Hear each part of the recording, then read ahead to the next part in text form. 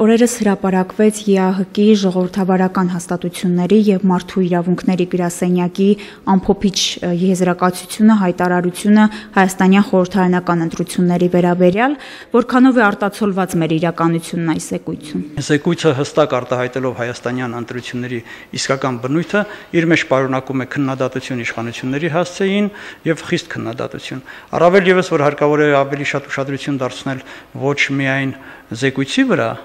այլ զեկույցից հետո եկած առաջարկությունների վրա, թե ինչ առաջարկություններով են հանդես գալիս զեկույցը կազմող կազմակերպությունը կամ կազմակերպությունները։ Նրանք առաջարկում են առաջիկա ընտրությունների համար, նախագահական ընտրությունների համար մաքրել արհեստականորեն ուռճացված ընտրացուցակները։ Նրանք առաջարկում են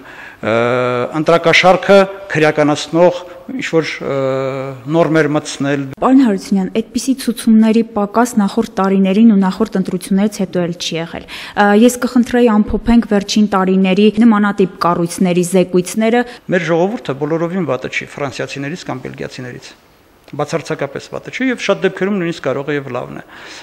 Մենք չենք գնում ընտրախախտումների, մեզ տանում են ընտրախախտ, կեղծում են մեր ձայնը։ Նմանատիպ զեկույցներն ու գնահատականները, բացի այն, որ կարող են լուրջ ազդեցություն ունենալ երկրի միջազգային հեղինակության վրա, այլ ազդեցություն գուցե զսպիչ թեկուզ Հայաստանի իշխանությունների համար, կարող են նման առաքելություն ունեն այդ կառույցները։ Թեկուզ հենց մենակ են, որ Եվրոմիությունը պատրաստ էր նորմալ ընտրությունների արդյունքում ֆինանսական աջակցություն ցուցաբերել, հսկայական աջակցություն ցուցաբերել Հայաստանին եւ միայն այս վերջին ընտրությունների արդյունքում, որի մասին խոսելուց օգտագործվում է, որ համեմատած մյուս ընտրություններին մրցակցությունը եղել է, ասենք, ավելի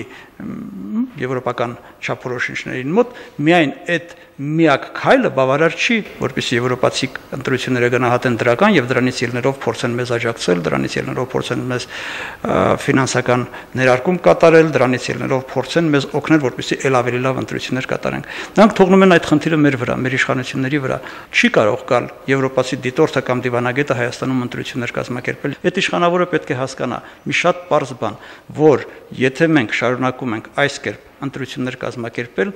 մենք դատապարտված է ոչ միայն նա, այլ դատապարտված են մեր սերունդները, հայրենիքը, Հայաստանը, խարան է դրվում Հայաստանի վրա, որպես երկրի, որը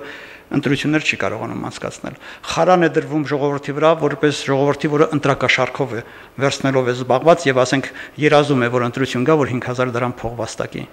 Այդ զեկույցները որքանով են իրենց դրական ազդեցություններն ունեցել մեր ընտրական գործընթացների վրա եւ արդյոք այդ զեկույցների կամ կոշտ քննադատությունների արդյունքում մենք հիմա ավելի լավ ընտրություններ կարող ենք անցկացնել ու արդյոք մայիսի 6-ը դրա ապացույցն է։ Զեկույցները ունեցել են դրական ազդեցություն անկասկած։ Ինչքան էլ որ մենք ասենք, որ վատ է, բոլորովին այնպեսին չի, ինչպեսին էին։ Նրանք ծեծում էին, նրանք հարևանգում էին։ Այսօր դա չեն անում ոչ թե այն պատճառով, որ նրանք դարձել են լավը։ Նույն մարդիկը նույն կրթական ցենզով, նույն մակարդակով եւ նույն տարածքներով գրող մարդիկ են։